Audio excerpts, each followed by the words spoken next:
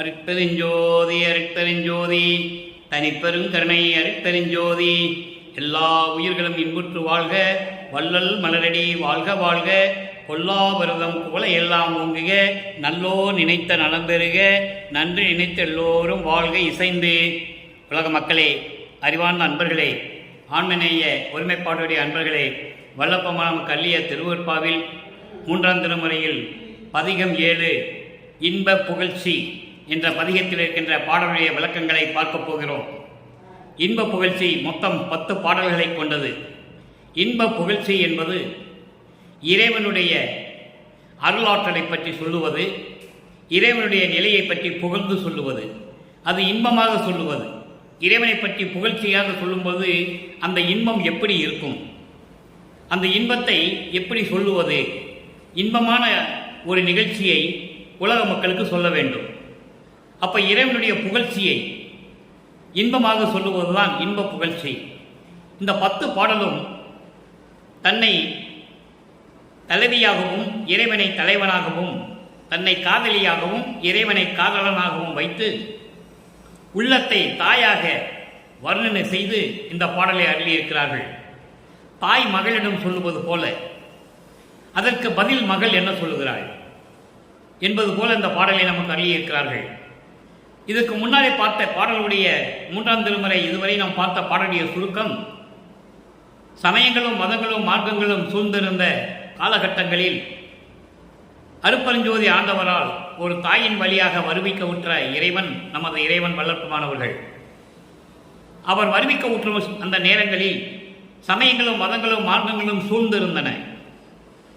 அந்த காலகட்டங்களில் சமயங்களிலும் மதங்களிலும் மார்க்கங்களில் கூறப்பட்ட நெறிமுறைகளை தான் நமது இறைவன் வல்லற்பமானவர்களும் பின்பற்றி கொண்டிருந்தார்கள் என்பது திருவற்பாவில் நாம் கண்ட உண்மை.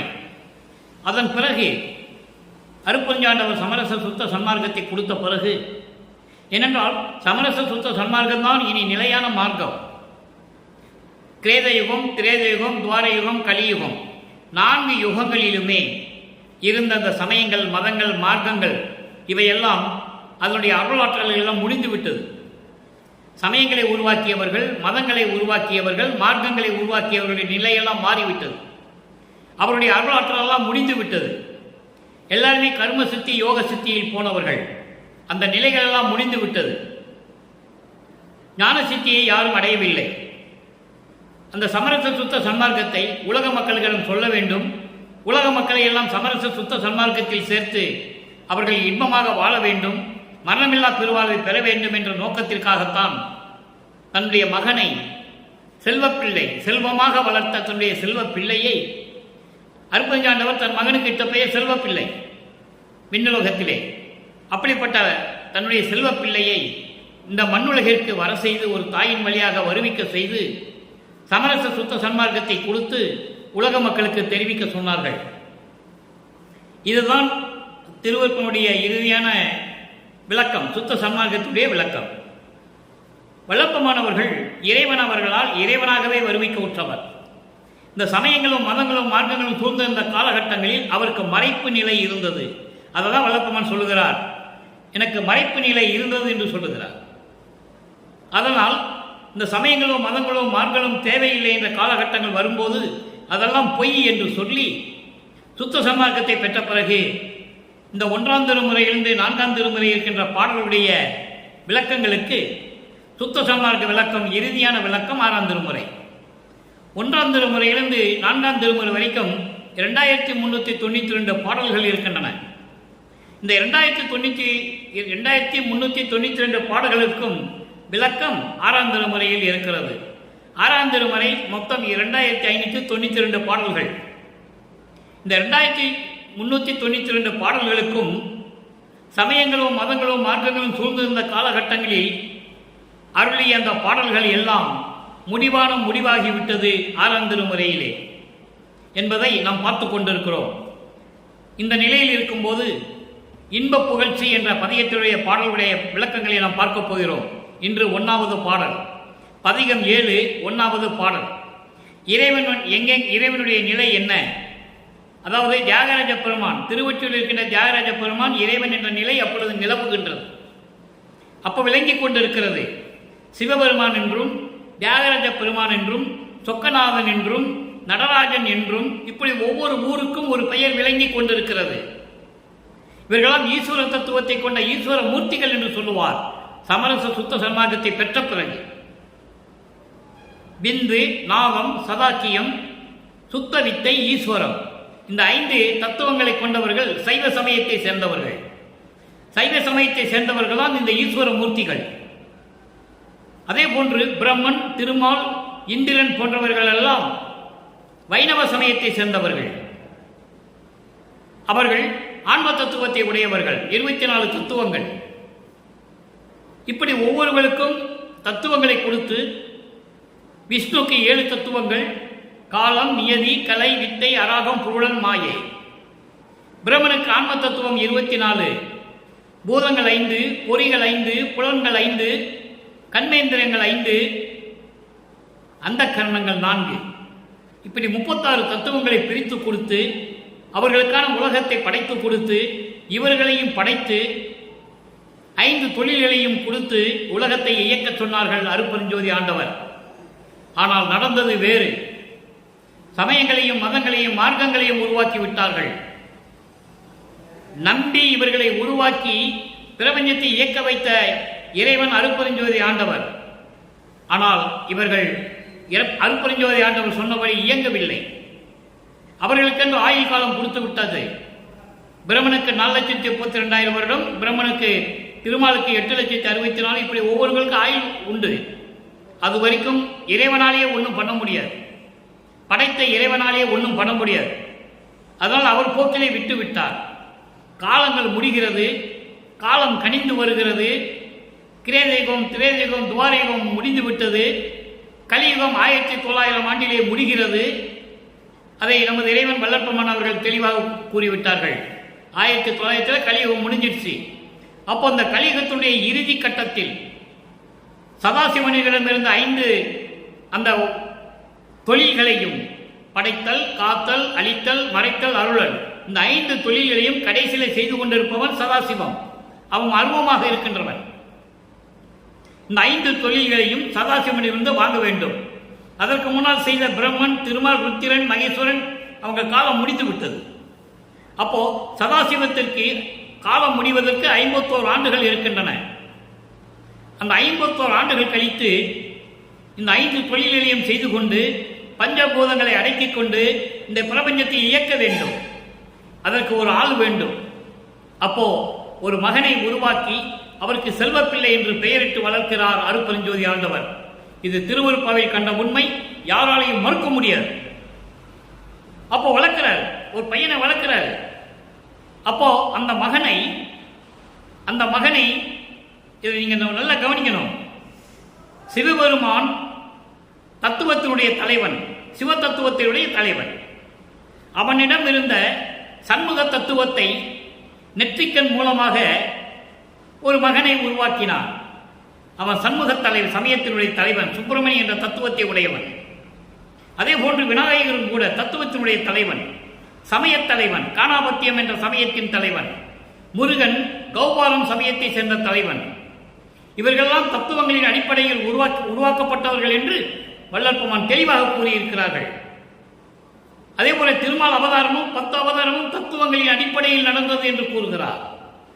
ஆக அருட்பெருஞ்சோதி ஆண்டவர் தன்னுடைய அருளாற்றால் வளர்த்தது ஒரே மகன் செல்வப்பிள்ளை.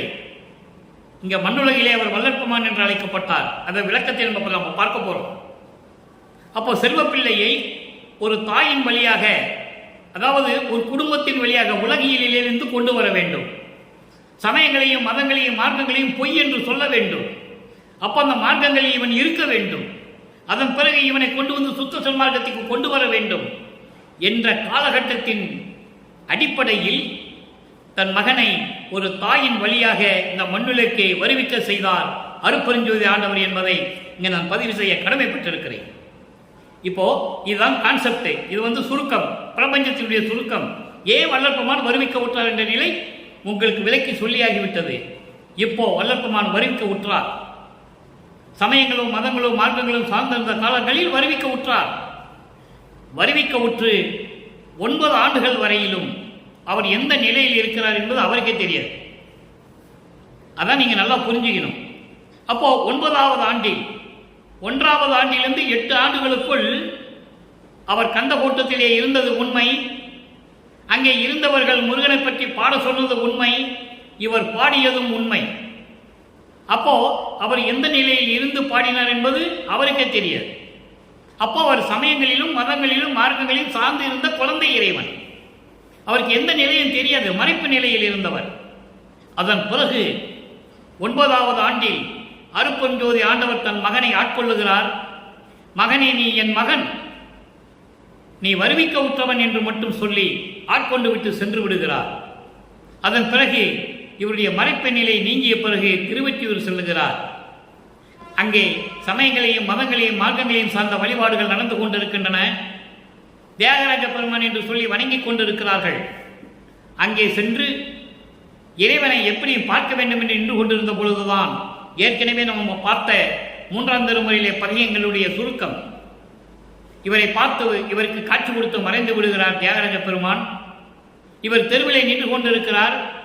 திருவிழா வீதி வரும்போது இறைவனை பார்க்க வேண்டும் என்று வள்ளற்பெருமானை பார்த்தவுடன் தெருவழியாக தியாகராஜ பெருமான் ஓடுகிறார். எதுவும் பேசவில்லை. நாரையும் கிளிகளையும் தூது அனுப்புகிறார். எந்த பலனும் இல்லை. இந்த கட்டத்தில் வீட்டிலே அமர்ந்து கொண்டிருக்கிறார் இறைவன். தியாகராஜ பெருமான் வீட்டில் வந்து அவரும் வள்ளற்பெருமான் அவர்களும் கொஞ்சி விளையாடி மகிழ்ந்ததை நாம் இன்பக்கிழவி என்ற பாடல் வரைக்கும் பார்த்தோம். இன்று இன்ப புகழ்ச்சியிலே இருக்கின்ற பாடல் 1வது பாடல். நன்றாக கவனியுங்கள். தாய் மகளிடம் சொல்லுவது போல, தாய் என்பது உள்ளம், உள்ளம் வந்து மகளிடம் சொல்லுவது போல வள்ளற்பெருமானிடம் உள்ளம் சொல்லுகிறது. நன்றாக கவனிங்க. மாடொன்று உடையார் உணவின்றி மண் உண்டது கான், உணவின்றி மண் உண்டது கான், மலரோன் தன் ஓடு ஒன்று உடையார் ஒற்றி வைத்தார், ஊரை மகிழ்வோடு வந்தார் ஆலங்காடு ஒன்று உடையார், கண்ட மட்டும் கருத்தார் பூத கணத்தினையே ஈடு ஒன்றுடையார், மகளே நீ ஏது அவரை விளைந்தனையே, ஏதுக்கு அவரை விளைந்தனையே. உள்ளம் சொல்லுகிறது வள்ளற்பெருமானிடம். வள்ளற்பெருமான் மகளாக இங்கே வர்ணனை செய்கிறார். வள்ளற்பெருமானை மகளாக வர்ணனை செய்து உள்ளத்தை தாயாக வர்ணனை செய்து இந்த பாடலை உலக மக்களுக்கு தெரிவிக்கிறார். இந்த பாடலுடைய பதவுரை பாருங்க, அதன் பின் விளக்கம். மாடு ஒன்று உடையார், காளை வாகனத்தை உடையவர், உணவின்றி மண் உண்டது கான். உணவின்றி மண் உண்டது கான் என்பது உணவுக்காக பசிக்காக மண் சுமந்தவர். இதை திருவடி புகழ்ச்சியிலே சொல்லுவார். இரு வைகைங்கரையின் மண்பட பல்கால் எழுந்து விளையாடும் பதம். அதாவது வந்தி என்ற ஒரு மூதாட்டிக்கு விமோசனம் கொடுக்க வேண்டும், மோட்சத்தை அடைய வைக்க வேண்டும், அதே நேரத்தில் மண் சுமக்க வேண்டும். மண் சுமப்பதற்காக பிட்டு கொண்டு வா என்று அந்த கிழவியிடம் சொல்லுவார், மூதாட்டியிடம். அதை தான் இங்கு சொல்லுவார். உணவின்றி மண் உண்டது கான். மண் உண்டது என்பது உணவுக்காக மண் சுமந்தது. நீ அறிவாயா? தாய் சொல்லுகிறார் மகளிடம், மகளே, அவன் காளை வாகனத்தை உடையவன், உணவுக்காக மண் சுமந்தவன், மலரோந்தன் ஓடு ஒன்று உடையார், பிரம்மனுடைய ஒரு தலையை கிள்ளி ஓடாக கையிலே வைத்துக் கொண்டிருப்பவன். எப்படி சொல்றார் பாருங்க. பிரம்மனுடைய ஆணவம் என்ற ஒரு தலையை கிள்ளி அதை ஓடாக வைத்துக் கொண்டிருப்பவன், திருவொற்றியூரிலே இருக்கின்ற இறைவன். இந்த உலகத்தை மகிழ்விப்பதற்காக திருவாலங்காட்டிலே இருக்கிறார். திருவாலங்காடு என்ற ஒரு இடம் இருக்கிறது. அங்கே ஒரு திருவிளையாடல் நடந்திருக்கிறது. ஆக உலகத்தை மகிழ்விப்பதற்காக திருஆலங்காட்டில் உடைய இறைவன் கண்டத்திலே விஷத்தை உண்டு நிறுத்தி கொண்டவன், கழுத்திலே விஷத்தை உண்டு கழுத்திலே நிறுத்தி கொண்டவன், பூதகணங்களோட தலைவன். அப்படிப்பட்ட இருக்கின்றவன், மகளே, நீ எதுக்கு, நீ எப்படி அவரை விரும்பினாய்? இவ்வளவு நிலையில் இருக்கின்றவன் அவன் எப்படி உன்னை காப்பாற்றுவான்? அவனுடைய எந்த நிலையை நினைத்து நீ அவனை காதலிக்கிறாய், அவனை விரும்பினாய் என்று உள்ளம் கேட்கிறது. அதனுடைய பொருள் பாருங்க. பொருள் பார்த்த பிறகு 6ஆம் திருமுறையிலே பூர்ணமான விளக்கம் இருக்கிறது. இந்த பாடலுடைய பொருள், காளை வாகனம் ஒன்று உடையவர், உணவுக்காக பிட்டுக்காக மண் சுமந்தவன், பிரம்மனுடைய ஒரு தலையை கிள்ளிய அந்த ஓடாக வைத்துக் கொண்டிருப்பவன், ஊரை மகிழ்விப்பதற்காக, இந்த உலகத்தை மகிழ்விப்பதற்காக திரு ஆலங்காடு என்ற ஒரு இடத்திலே இருந்து கொண்டிருப்பவன், இந்த விஷத்தை உண்டு கழுத்திலே நிறுத்திக் கொண்ட இறைவன், பூதகணங்களினுடைய தலைவன், இடியில்லா தலைவன், அப்படிப்பட்டவனை மகளே நீ எப்படி காதலிக்கிறாய்? எதை விரும்பி நீ அவனை காதலித்தாய்? எப்படி அவன் உன்னை காப்பாற்றுவான் என்று தாய் மகளிடம் சொல்லுகிறது. தாய் மகளிடம் சொல்லுகிறார்.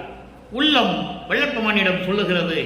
இந்த பாடலின் மூலம் உலக மக்களுக்கு தெரிவிப்பது என்னவென்றால், உலக மக்களே, என் உள்ளம் என்னிடம் சொல்லுகிறது, அவனை எந்த நிலையில் வைத்து அந்த தியாகராஜ பெருமானை நீ காதலிக்கிறாய் என்று கேட்கிறது. எப்படி? அவன் காலை வாகனம் உடையவன், திரு ஆலங்காட்டிலே இருக்கின்றவன், உணவுக்காக மண்ணு சுமந்தவன், பிட்டு சாப்பிடுவதற்காக மண்ணு சுமந்தவன், பூதகணங்களுடைய தலைவன், விஷத்தை உண்டு கழுத்திலே நிறுத்திக் கொண்டவன். இதெல்லாம் இறைவனுடைய நிலையை உருவகப்படுத்துவது. மதங்களும் சமயங்களும் மார்க்கங்களும் இந்த காலகட்டங்களில் எல்லாம் இறைவனை இப்படிதான் உருவகப்படுத்தினார்கள். அதை வள்ளற்பெருமானும் தெரிவிக்கிறார். அப்போ என் உள்ளம் கேட்கிறது, மகளே, நீ எதுக்காக அவனை விரும்பினாய்? எப்படி அவன் உன்னை காப்பாற்றுவான் என்று சொல்லி என் உள்ளம் என்னிடம் கேட்கிறது உலக மக்களே என்று சொல்லி இந்த பாடலை நமக்கு அருளியிருக்கிறார்கள். ஆக இறைவனை பற்றி சொல்லும்பொழுது எவ்வளவு புகழ்ச்சியாக, எவ்வளவு இன்பமாக சொல்லுகிறார் என்பதை நீங்கள் கவனிக்க வேண்டும். இந்த பாடல் சமயங்களும் மதங்களும் மார்க்கங்களும் சூழ்ந்த காலகட்டங்களில் இறைவனை உருவகப்படுத்தி இப்படியெல்லாம் இந்த நிறைநிலை இருந்தது என்ற நிலையில் வள்ளற்பெருமான் உலக மக்களுக்கு தெரிவிக்கிறார். வள்ளற்பெருமான் இந்த உலகிற்கு வருவிக்க உற்று கிட்டத்தட்ட 200 ஆண்டுகள் கடந்து விட்டன. இந்த நிலைகள் எல்லாம் மக்களிடம் யாரும் எடுத்து சொல்லவில்லை. திருவொற்றியூரில் நடந்த விவரங்கள், அந்த விளக்கங்கள், அந்த உண்மைகள் வருவிக்க உற்று 1ஆம் ஆண்டிலிருந்து கிட்டத்தட்ட 32 ஆண்டுகள் வரையிலும் திருவொற்றியூரில் நடந்த நிகழ்வுகள், தியாகராஜ பெருமானுக்கு இவருக்கும் நடந்த பிரச்சனைகள், நிகழ்ச்சிகள் எல்லாமே உலக மக்களுக்கு யாரும் சொல்லலை, தெரியப்படுத்தவே இல்லை. அதனால்தான் வள்ளற்பெருமானை ஒரு மானிடனாக நினைத்துக் கொண்டிருக்கிறார்கள். மனிதனாக பிறந்து உயர்ந்தார் என்று சொல்லுகிறார்கள். அதல்ல, அவர் இறைவனாகவே வருவிக்க உற்றவர் என்பதை இங்கே நான் பதிவு செய்ய கடமைப்பட்டிருக்கிறேன். இப்போ இந்த பாடலுக்கு 6ஆம் திருமுறையில் விளக்கம். சமயங்களும் மதங்களும் மார்க்கங்களும் சார்ந்த காலகட்டங்களில் இறைவனை எப்படியெல்லாம் சொன்னாரே. ஏன்னா சமயங்களும் மதங்களும் மார்க்கங்களும் அப்படிதான் சொன்னன. அவங்க இஷ்டத்துக்கு இறைவனுடைய பேரை வச்சுக்கிட்டு ஆலயங்களை அமைச்சுக்கிட்டு எல்லாம் நடத்திக்கிட்டு இருந்தாங்க. இப்போ 6ஆம் திருமுறை வந்த பிறகு, சமரச சுத்த சன்மார்க்கத்தை பெற்ற பிறகு இறைவன் ஒருவனே என்ற நிலை. சமயங்களும் மதங்களும் மார்க்கங்களும் எந்த நிலையும் இல்லை. சமரச சுத்த சன்மார்க்கம், அதனுடைய தலைவன் இறைவன் அருட்பெருஞ்சோதி ஆண்டவர். அருட்பெருஞ்சோதி ஆண்டவரின் மகன் வள்ளல் பெருமான். அந்த நிலைதான் 6ஆம் திருமுறை. பதிகம் 26 தற்போத இழப்பு, 1வது பாடல். தற்போத இழப்பு என்பது, அதாவது இறைவனுடைய புகழ்ச்சியை சொல்லும் பொழுது தனக்கு எந்த சுதந்திரம் இல்லை. அதான் தற்போத இழப்பு. அதனுடைய நிலைகள் பாருங்க. பாடல் அவ்வண்ணம் பழுத்தவரும் அறிந்திலர் சற்று எனினும் அறிந்தனம் ஓ சிறிது குரு அருளாலே. மொத்தம் 8 வரி. இந்த 2 வரிக்கு முதல் பதில் சொல்றேன், நல்லா கவனிக்கணும். அவ்வண்ணம் பழுத்தவரும் அறிந்திலர் சற்று எனினும். அவ்வண்ணம் என்பது இறைவனுடைய அருள் தன்மையை, இறைவனுடைய உண்மையான சுரூபத்தை, இறைவனுடைய உண்மையான நிலையை விண்ணுலகிலும் மண்ணுலகிலும் யாரும் அறிந்து கொள்ள முடியவில்லை. சிறிது அளவு கூட, சிறிது எனினும் சிறிது அளவு கூட அறிந்து கொள்ள முடியவில்லை. காரணம், அந்த தகுதி அவர்களுக்கு இல்லை. பிரம்மன் முதல் யாராக இருந்தாலும் சரி, விண்ணுலகிலே மண்ணுலகிலையும் சரி, எத்தனையோ தவம் செய்தவர்கள், முனிவர்கள், ரிஷிகள் எத்தனையோ பேர் இருக்கிறார்கள். யாரும் இறைவனுடைய வண்ணத்தை, வண்ணம் என்பது தகுதியை, தகுதி என்பது அருள் தன்மையை, அருட்பெருஞ்சோதி ஆண்டவருடைய அருள் தன்மையையும் அவருடைய உண்மையான சொரூபத்தையும் இந்த மண்ணுலகிலும் விண்ணுலகிலும் யாரும் அறிந்து கொள்ள முடியவில்லை, சிறிதளவு கூட. என்றாலும் கூட நான் அறிந்தேன், எப்படி சொல்ற பாருங்க, அறிந்தனம் ஒரு சிறிது நான் அறிந்து கொண்டேன், ஒரு சிறிதளவு என்றாலும் கூட நான் அறிந்து கொண்டேன் குரு அருளாலே. இங்க குரு என்பது அருப்பஞ்சோதி ஆண்டவர். சமரச சுத்த சன்மார்க்கத்தில் குருமார்கள் இல்லை, இடைத்தரகர்கள் இல்லை, இடைத்தரகர்களே கிடையாது. நம்ம வேணும் நேரடியாக இறைவனை பார்க்கலாம், நேரடியாகவே இறைவனுக்கு போய் சேரலாம். சமயங்களிலும் மதங்களிலும் மார்க்கங்களிலும் தான் குருமார்கள் உண்டு, சீடர்கள் உண்டு. இங்க அதெல்லாம் கிடையாது. சமரச சுத்த சன்மார்க்கத்தில் இதெல்லாம் கிடையவே கிடையாது. அப்போ அவங்கெல்லாம் அறிய முடியவில்லை. நான் உன்னை அறிந்து கொண்டேன் குரு அருளாலே. அந்த செவ்வண்ணம் பழுத்த தனி திருவுருவம் கண்டு எவருக்கும் தெரியாமல் இருப்போம் என சிந்தனை செய்து இருந்தேன். நான் உன்னை பார்த்து விட்டேன். உன்னுடைய அருப்பெருஞ்சோதியை, செவ்வண்ணம் என்பது செந்நிறமான ஒளி விட்டுக் கொண்டிருக்கின்ற இறைவன், அந்த உன்னுடைய உருவத்தை, அருப்பெருஞ்சோதியை நான் பார்த்து விட்டேன். இருந்தாலும் யாருக்கும் சொல்ல வேண்டாம் என்று நான் இருந்தேன். எப்படி சொல்ற பாருங்க, யாருமே பார்க்க முடியாத இறைவன் நான் பார்த்து விட்டேன், இருந்தாலும் நான் யாரிடம் சொல்ல வேண்டாம் என்று நான் இருந்தேன். எவருக்கும் தெரியாமல் இருப்போம் என சிந்தனை செய்து இருந்தேன். யாருக்கும் சொல்ல வேண்டாம் என்று இருந்தேன். காரணம், நீ என்னிடம் சத்தியம் செய்து வாங்கியிருக்கிறாய். இந்த பிரபஞ்சத்துக்கு இது சூட்சுமமான விளக்கம். வல்லபமன் திருவருப்பாவிலே கூறியிருக்கிறார். மண்ணுலகத்துக்கு வருவதற்கு முன்னாலேயே விண்ணுலகத்திலே அங்கு ஒப்பந்தம் நடக்கிறது. அப்போ அருப்பெருஞ்சாண்டவர் மகனிடம் சத்தியம் செய்து வாங்குகிறார். காரணம், நீ மண்ணுலகத்துக்கு போய் ஒரு தாயின் வழியாக மகனாக பிறப்பாய். அப்படி மகனாக பிறந்ததனால் இன்னொரு பெண்ணுக்கு தாய் மாமனாய் விடுவாய். யாருக்கு? தனக்கோடி அம்மையாருக்கு. தனிக்கோடி அம்மையாருக்கு தாலி கட்டினாதான் அந்த அம்மாவுடைய சாபமெல்லாம் நீங்கி மோட்சத்துக்கு போக முடியும். இந்த நிலைகளெல்லாம் திருவாப்பாவில் இருக்கிறது. அதை தான் இங்கே சூட்சமா சொல்றாரு. நான் உன்னை பார்த்துட்டேன், யாருக்கும் சொல்ல வேண்டாம் தான் இருந்தேன். காரணம், நான் உன்னிடம் சத்தியம் செய்திருக்கிறேன் விண்ணுலகத்திலே. ஆனால் சிந்தனை செய்து இருந்தேன்.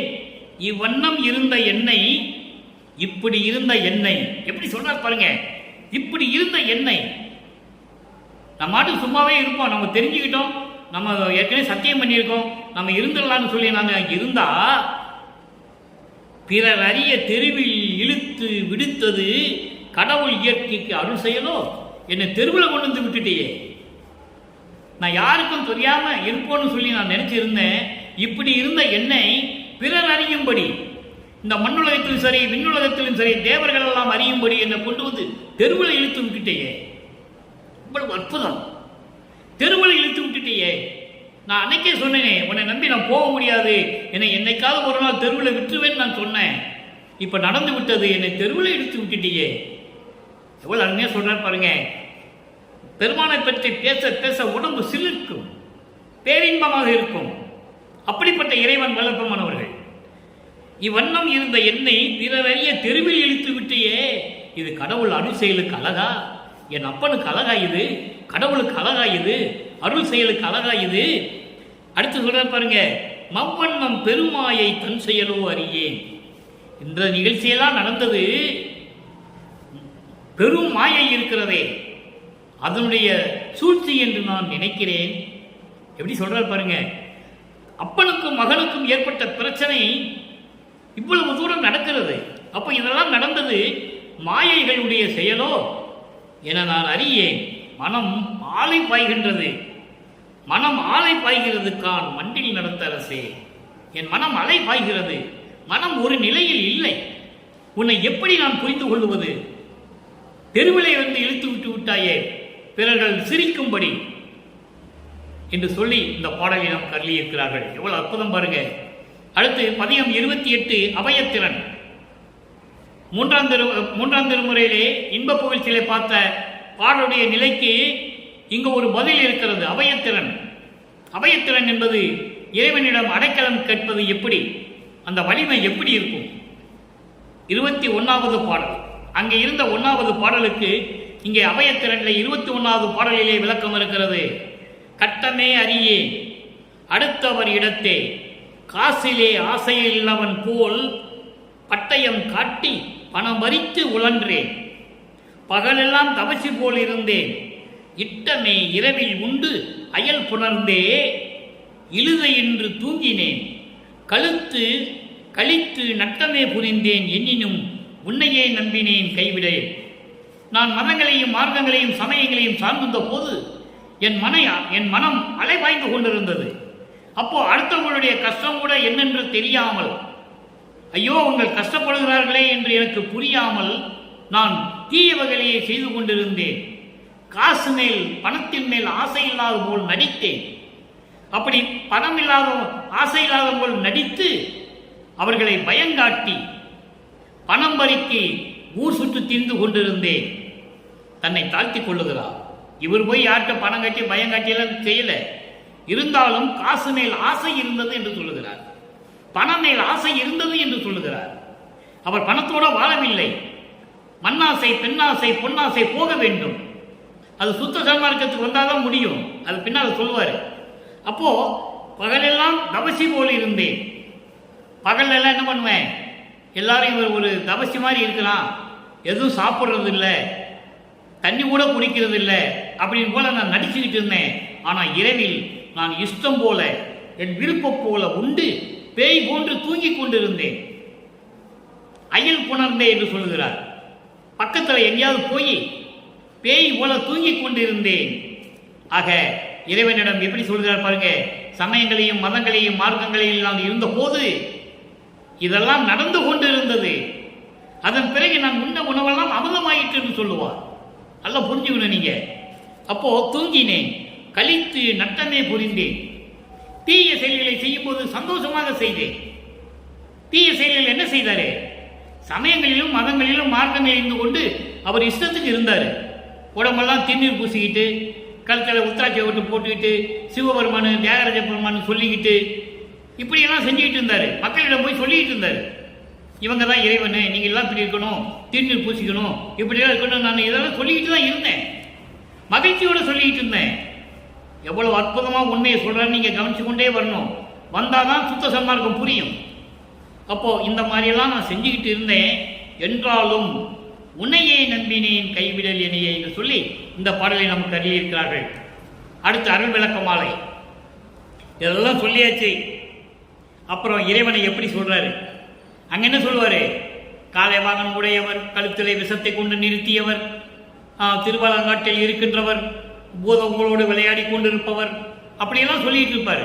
இங்க என்ன சொல்றாரு, அதான் அருள் விளக்க மாலை. சமரச சுத்த சன்மார்க்கத்தை பெற்ற பிறகு 1வது பாடல்.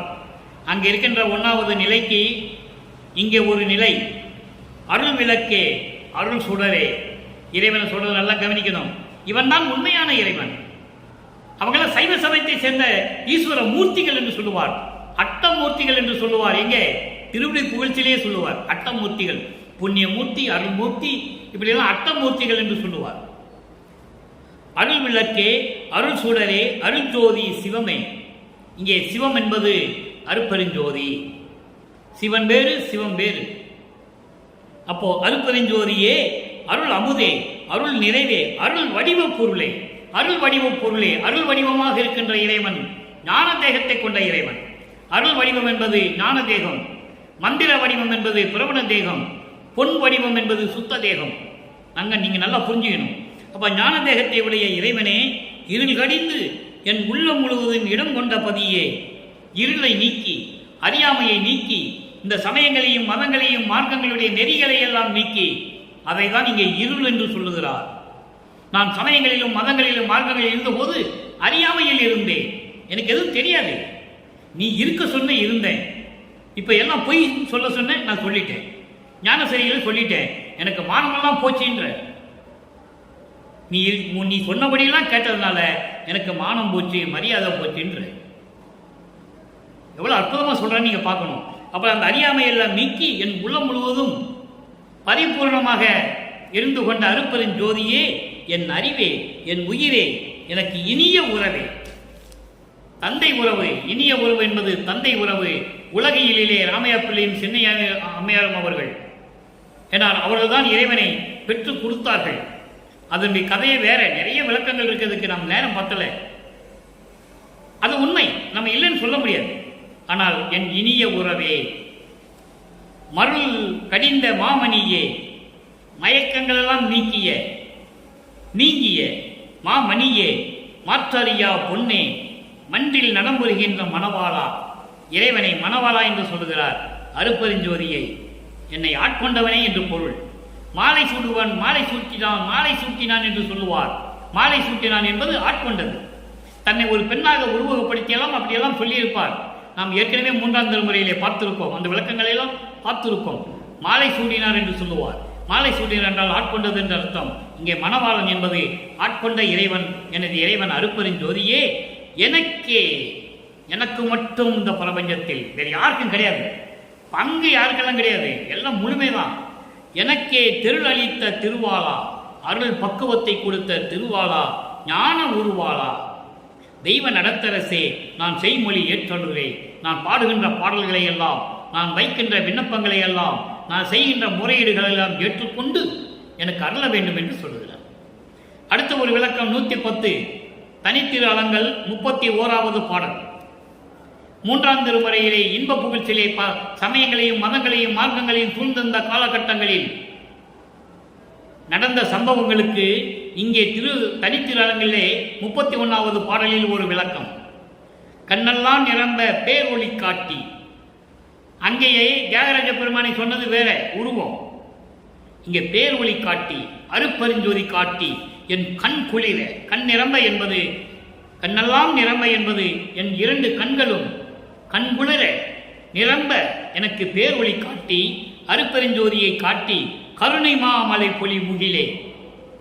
எப்படி கருத்த அழகான மேகங்கள் எல்லாம் சேர்ந்து மழை பொழியுமோ அதுபோன்று எனக்கு அளவற்ற கருணை செய்து கொடுத்த கருணை மழை பொழிந்த முகிலே, அருப்பெருஞ்சோதியே, மின்னெல்லாம் நிறைந்த விளக்கமே. மின்னெல்லாம் நிறைந்த விளக்கமே என்பது பரிபூரணமாக இந்த பிரபஞ்சம் முழுவதும் பரிபூரணமாக ஒளி வீசிக் கொண்டிருக்கின்ற இறைவனே, அதான் விளக்கமே என்று சொல்லுகிறார். விளக்கம் என்பது இயற்கை உண்மை விளக்க கடவுள், இயற்கை உண்மையின் விளக்கம். அதுதான் சித்து. சத்து என்பது இயற்கை உண்மை, சித்து என்பது அந்த இயற்கை உண்மையின் விளக்கம். அப்போ பரிபூர்ணமாக ஒளி வீசிக் கொண்டிருக்கின்ற இறைவனே, என்னுள் மேவிய மெய்மையே. இங்கே மெய்மையே என்பது அருப்பெருஞ்சோதி ஆண்டவர். என் உள்ளத்தில் கலந்து கொண்ட அருப்பெருஞ்சோதியே, மன்றுள் எண்ணமெல்லாம் கடந்த இலங்கிய பதியே. மன்றுள் என்பது வடலூரிலே இருக்கின்ற சத்தியஞான சபையில் அருளோடு விளங்கிக் கொண்டு எப்படியெல்லாம் இருக்க வேண்டும் என்று நீ நினைத்தாயோ அப்படியெல்லாம் இருந்து கொண்டு எல்லாவற்றையும் கடந்து விளங்கிக் கொண்டிருக்கின்ற அருப்பெருஞ்சோதியே, இன்று என்பது மிக முக்கியமான வார்த்தை. இன்று என்பது இன்னைக்கு, இப்பொழுது, அதெல்லாம் கிடையாது. அன்று என்பது சமயங்களையும் மதங்களையும் மார்க்கங்களையும் சூழ்ந்திருந்த காலம். இன்று என்பது சமரச சுத்த சன்மார்க்கத்தை பெற்ற பிறகு இருந்த காலம். அதான் இன்றுன்னு சொல்லுகிறார். இதெல்லாம் இந்த விளக்கெல்லாம் சும்மா சாதாரணமாக யாராலையும் சொல்ல முடியாது. இறைவனுடைய தயவாலையும் கருணையாலையும் பெற்ற விளக்கம்தான் இது. அன்று என்பது அன்னைக்கு இல்லை, அன்னைக்கு முந்தான்னைக்கு எல்லாம் கிடையாது. அன்னைக்கு சமயங்களும் மதங்களும் மார்க்கங்களும் சார்ந்திருந்த காலகட்டம் தான் அன்று. இன்று என்பது சமரச சுத்த சன்மார்க்கத்தை பெற்ற பிறகு நீ ஏழையின் மனத்து புண்ணெல்லாம் தவிர்த்து பொருளெல்லாம் கொடுத்து புகுந்து எனது உள்ளம் கலந்த அருளே. எப்படி சொல்லிட்டார் பாருங்க, அதுதான் புண்ணுன்னு சொல்றாரு. அன்று நான் சமயங்களிலும் மதங்களிலும் மார்க்கங்களிலும் ஏற்பட்ட என் மனதில் ஏற்பட்ட அந்த துன்பங்கள் துயரங்கள் புண்ணாகி ரணமாகி கொண்டிருந்தன. எவ்வளவு அற்புதமா சொல்றாரு. அதெல்லாம் நினைக்கும் போது இந்த மனம் புண்ணாகி ரணமாகி அவ்வளவு துன்பங்களையும் துயரங்களையும் அனுபவித்துக் கொண்டிருந்தேன்.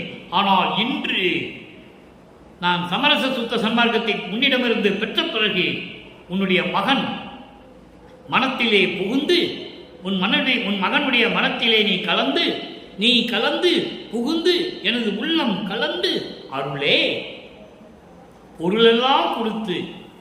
எப்படி சொல்றாங்க? பொருள் என்ன? எல்லா அருள்களையும் கொடுத்து, எல்லா அருள் செல்வங்களையும் கொடுத்து. எல்லா அருள் செல்வங்கள் என்ன? தத்துவங்களை கடக்க செய்வது, அந்தங்களை கடக்க செய்வது. அருப்பெருஞ்சோதி அட்டகத்தில் சொல்வார், எவ்வாறுமே சொல்லுவார். தத்துவங்கள் அனைத்தும் தனித்தனி கடந்தேன், தத்துவாதீத நீள்மலையில் சித்தியல் முழுதும் தெரிந்தேன், அவை மேல் சிவநிலை தெரிந்திட சென்றேன். இது தத்துவங்கள். 6 அந்தங்களை கடப்பது, சரியக்கிரிய யோக ஞானம் என்ற நிலைகளை கடந்து 16வது நிலைக்கு போறது. அது ஒரு பாடலிலே சொல்லுவார். சரியை நிலை 4ம், ஒரு கிரிய நிலை 4ம், தனி யோக நிலை 4ம் தனித்தனியா கண்டறிந்தேன். உரிய சிவ ஞான நிலை 4ம் ஞானத்தை தனியா கொண்டு வர நல்லா கவனிக்கணும். அது 3ம் முன்னாக்க 12. அது சமயங்களையும் மதங்களையும் மார்க்கங்களையும் சார்ந்தது. அதனால அதெல்லாம் நான் பார்த்துட்டேன். அப்புறம் ஞான நிலை மட்டும் அருள் ஒளியால், அருள் ஒளி என்பது அருப்பெருஞ்சோதியால் ஒன்று ஒன்றாய் அறிந்தேன், உண்மை நிலை பெற்றேன். உரிய சித்தாந்த வேதாந்தம் முதலாம் ஆறாந்த நிலைகளையும் கடந்தேன், அறிந்தேன். அற்புதமா சொல்லுவார். அவை மேல் ஓங்கும் பெரிய சிவ அனுபவத்தால் சுத்த சன்மார்க்கம் பெற்றேன். இதெல்லாம் போன பிறகுதான் நான் சுத்த சன்மார்க்கத்தை பெற்றேன், இரவாமை உற்றேன், கான் தோழி என்று சொல்லுவார். ஆக இவற்றையெல்லாம் கடக்க வைத்தது யார்? நீ. அப்படி எல்லா பொருளையும் எனக்கு கொடுத்து, எல்லா அருள் செல்வங்களையும் கொடுத்து, என் உள்ளத்திலே புகுந்து கலந்து நீ அருள வேண்டும். ஏற்கனவே மதங்களிலும் சமயங்களிலும் ஆண்மையில் இருந்து கொண்டு என் துன்பங்களிலும் துயரங்களை எல்லாம் மனதில் வைத்தவருக்கு இந்த இதயம் புண்ணாகி ரணமாகிவிட்டது. எல்லாவற்றுக்கும் மருந்தாக நீ சுத்த சன்மார்க்கத்தை கொடுத்தாய். உன் மகனுக்கு எல்லா செல்வங்களையும் கொடுத்தாய், அருள் செல்வங்களை எல்லாம் கொடுத்தாய். என் உள்ளத்தில் புகுந்து கலந்து நீ அருள வேண்டும் என்று சொல்லி நமக்கு அருளியிருக்கிறார்கள். எவ்வளவு பெரிய அருளாற்றல் படைத்த இறைவன் வல்லற்பெருமான் என்பதை நீங்கள் புரிந்து கொள்ள வேண்டும். இறைவன் அருட்பெருஞ்சோதி ஆண்டவர் தான். ஆனால் இவர் அருட்பெருஞ்சோதி ஆண்டவராகிவிட்டார். அவருடைய மகன் இவர். அடுத்து இறுதியான ஒரு நிலை மெய்யருள் வியப்பு. மெய்யருள் வியப்பு தான் இறுதியான விளக்கம் 6 திருமுறைகளுக்கும். மெய்யருள் வியப்பு 112வது பதிகம், 81வது பாடல். இன்று நாம் பார்த்த 3ஆம் திருமுறையிலே பதிகம் 7 இன்பப் புகழ்ச்சியினுடைய 1வது பாடலுக்கு முடிவான விளக்கம். மெய்யருள் வியப்பு இறைவனிடமிருந்து அருள் பெற்றதை, உண்மையான அருள் பெற்றதை, அதன் எப்படி வியப்பாக இருந்தது, அதனுடைய வியப்பு என்ன உலக மக்களுக்கு தெரிவிக்கிறார். 81வது பாடலில் இருக்கிறது. சின்ன வயது தொடங்கி, நல்லா கவனிக்கணும், சின்ன வயது தொடங்கி என்னை காக்கும் தெய்வமே. இந்த சின்ன வயது தொடங்கி என்பது கருவில் இருந்தே கருவிடுத்த காத்த தலைவனே என்று சொல்லுவார். கருவில் கலந்த துணையே என்று சொல்லுவார். கருத்தில் கலந்த துணை வேறு. கருத்தில் கலந்த துணை என்பது உள்ளத்தில் கலந்த துணை. இது கருவில் கலந்த துணை. அப்போ உபசாரத்தால் பெற்ற தாய் என்பால் ஒருத்தியின் கருவறையில் இருக்கும் போது வல்லப்பெருமான் தெளிவாக சொல்லுவார். உபசாரத்தால் பெற்ற, உபசாரம் என்பது உதவிக்கரம் செய்த, உதவி செய்த, அதான் உபச்சாரம். உபச்சாரம் என்பது ஒரு உதவி செய்வது. அந்த தாயுடைய உதவியினால், அதான் சொல்லுவாரு, உபசாரம் பெற்ற தாய் ஒருத்தியின் உபசாரத்தால் அந்த கருவறையிலே நான் கருவாக இருந்ததிலிருந்து என்னை காத்த தலைவனே என்று சொல்லுவார். அவன் சின்ன வயது தொடங்கி என்னை காக்கும் தெய்வமே. அந்த கருவறையிலே, அந்த நாற்றத்திலே, துர்நாற்றம் பிடித்த இடத்திலே, சதையும் எலும்பும் இரத்தமும் சூழ்ந்த அந்த இடத்திலே என்னை எப்படி இருக்க வைத்தாய்? இருட்டறையிலே நான் கவிழ்ந்து கிடந்து எப்படியெல்லாம் துன்பப்பட்டேனே என்று சொல்லுவார். மகாதேவ மாலையிலே வரும் 87வது பாடலிலே சொல்லுவார். எம்பெருமான் நின் விளையாட்டின் சொல்வேன் கேள் என்று சொல்லுவார். அந்த பாடல் தொடங்கும். அதில் சொல்லுவார், அப்படி என்னை காத்த தெய்வமே, கருவறையில் இருக்கும்போதே காத்த தெய்வம். கருவறை இருட்டாக என்று சொல்லும் போது அருட்பெருஞ்சாண்டவர் கருவறையிலே சென்று தன் மகனுக்கு வெளிச்சத்தை காட்டுகிறார், ஒளி காட்டுகிறார். குழந்தை மகிழ்ந்து சிரிக்கிறது. இதெல்லாம் உலக மக்களுக்கு யாரும் சொல்லவில்லை. கருவறையில் இருக்கும்போது பசி என்று சொல்லும் போது அருட்பெருஞ்சாண்டவர் கருவறைக்கு சென்று தன் மகனுக்கு அருளமுதம் கொடுக்கிறார். உடம்பு புழுக்கமாக இருக்கிறது என்று நினைக்கும் போது அமுத காற்று வீசுகிறார் தன் மகனுக்கு. மகன் கொஞ்சம் குழாவி விளையாடுகிறார் கருவறையிலே. யாராலையும் மறுக்க முடியாது, மறுத்து சொல்லவும் முடியாது. திருவூர்பாவில் கண்ட உண்மை. அந்த நிலையில் இருந்தவர் வல்லற்பெருமான் என்பதை நான் பதிவு செய்ய கடமைப்பட்டிருக்கிறேன். அதான் சொல்றாரு, சின்ன வயது தொடங்கி என்னை காக்கும் தெய்வமே. பிரபஞ்சத்தில் எவனும் சொன்னதில்லை, எந்த முனிவனும் எந்த ரிஷியும் சரி, யாரும் சொன்னதில்லை. சிறியேன் மயங்குந்தோறும், சிறியேன் உன் மகன் மயங்கும் போதெல்லாம் மயக்கம் தீர்க்கும் தெய்வமே. சமயங்களிலும் மதங்களிலும் மார்க்கங்களிலும் இருக்கும்போது எவ்வளவு துன்பப்பட்டேன். அப்பப்போ வந்து என் மயக்கத்தை தீர்த்து காட்டினாய். நான் மயங்கிய நிலையில் கூட என்னை தெளிய வைத்தாய் என்று சொல்கிறார். அதாவது என்னை அவட்டை கடல் நின்று இங்கன் எடுத்த தெய்வமே. அவட்டை கடல் என்பது பிறப்பு இறப்பு. 7 அவட்டை விட்டு நீங்கினேன் என்று சொல்லுவார். 7 அவட்டைகள் விட்டு நீங்கினேன், அதற்கு உயிர்தோறும் ஊழி உயிர் தழைத்து ஓங்கினேன் என்று சொல்லுவார். 7 வகை பிறப்பு இறப்பு இருக்கிறது. அகவலிலே சொல்லுவார். ஊர்வன, பரப்பன, உருவன, நடப்பன, ஆறுலக்காத்த அருட்பெருஞ்சோதி. அங்க 4 நிலையை சொல்லுவார். ஊர்வன என்பது ஊர்ந்து செல்லக்கூடிய பிராணிகள், பரப்பன என்பது பறந்து செல்லக்கூடிய உயிரினங்கள், நடப்பன என்பது நடந்து செல்லக்கூடிய உயிரினங்கள், உருவன என்பது தாவரங்கள். இந்த 4ம் சேர்த்து 5ஆவதாக அசுரர்கள், தேவர்கள், மனிதர்கள். 4, 3, 7. இப்படி 7 அவட்டை கடலையினை நீக்கி மேல்நிலைக்கு கொண்டு வந்த இறைவனே, எல்லா நலமும் தரும் இன்னமுதம் கொடுத்த தெய்வமே. எல்லா நலமும் 5 தொழிலை கொடுத்து, பஞ்சபூதங்களை அடைக்கால சொல்ல கொடுத்து, தத்துவங்களை கடக்க செய்து, அந்தங்களை கடக்க செய்து, சரிய கிரிய யோகம் ஞானம் 16 நிலைகளை கடக்க செய்து, என்னை இறைநிலையை ஏற்றி என்னை கடவுளாக்கிய இன்னமுதம் கொடுத்து அருளமுதம் கொடுத்த தெய்வமே என்று சொல்லி இந்த பாடலை நமக்கு அருளியிருக்கிறார்கள். நம்மளை எல்லாம் படைத்து காத்து கொண்டிருக்கின்ற அருட்பெருஞ்சோதி ஆண்டவராகிய வல்லற்பமானவர்கள். ஆக உலக மக்களே, இதன் மூலம் நீங்கள் எல்லா விளக்கங்களையும் தெரிந்திருப்பீர்கள் என்று நான் கருதுகிறேன். உங்களுக்கு புரிந்திருக்கும். சமயங்களும் மதங்களும் மார்க்கங்களும் சார்ந்த காலகட்டங்களில் அறியாத நிலையில், மறைப்பு இருந்த நிலையில் அவர் இருந்தது உண்மை. அதன் பிறகு இதெல்லாம் பொய் என்று தெரிந்த பிறகு இது பொய் என்று சொன்னதும் உண்மை. ஞானசரியில படிக்கலாம், நீங்க அகவல்ல படிக்கலாம். சாதிய மதமும் சமயமும் பொய்யென ஆதியில் உணர்த்திய அருட்பெருஞ்சோதி. சாதிய மதமும் சமயமும் பொய்யன் காணா ஆதியநாதையாம் அருட்பெருஞ்சோதி தெளிவா சொல்லியிருக்காரு. ஆனா இந்த விளக்கத்தை உலக மக்களுக்கு யாரும் சொல்லவில்லை என்பதுதான் வேதனையான விஷயம். யாருமே சொல்லவில்லை. அந்த நிலையை இறைவன் எனக்கு கொடுத்திருக்கிறார். நான் தமிழ் இலக்கியம் இலக்கணம் கற்றவன் அல்ல. இறைவனுடைய விளக்கம் பெற்றுதான் உங்களிடம் நான் பேசிக் கொண்டிருக்கிறேன். இதில் என்னுடைய சொந்த கருத்து எதுவுமே இல்லை. எல்லாமே திருவருட்பாவில் இருக்கிறது. அதை மக்களுக்கு எடுத்து சொல்லுகிறேன். அதற்காக நான் ஆட்கொள்ளப்பட்டவன் என்ற நிலையில் பெருமைப்படுகிறேன். எனவே உலக மக்களே, அப்படிப்பட்ட இறைவனை, அருட்பெருஞ்சோதி ஆண்டவரையும், அவருடைய மகன் செல்வப்பிள்ளை, ஒரே மகன், மூத்த மகன், சமரச சுத்த சன்மார்க்கம் என்ற குலத்தின் மூத்த மகன், அவரே சொல்லுகிறார் அருட்பெருஞ்சோதி ஆண்டவர், இவன் எனக்கு ஒரே மகன், இவன் தான் எனக்கு மூத்த மகன், செல்வப்பிள்ளை, என்னுடைய செல்வப்பிள்ளை என்று சொல்லுகிறார்.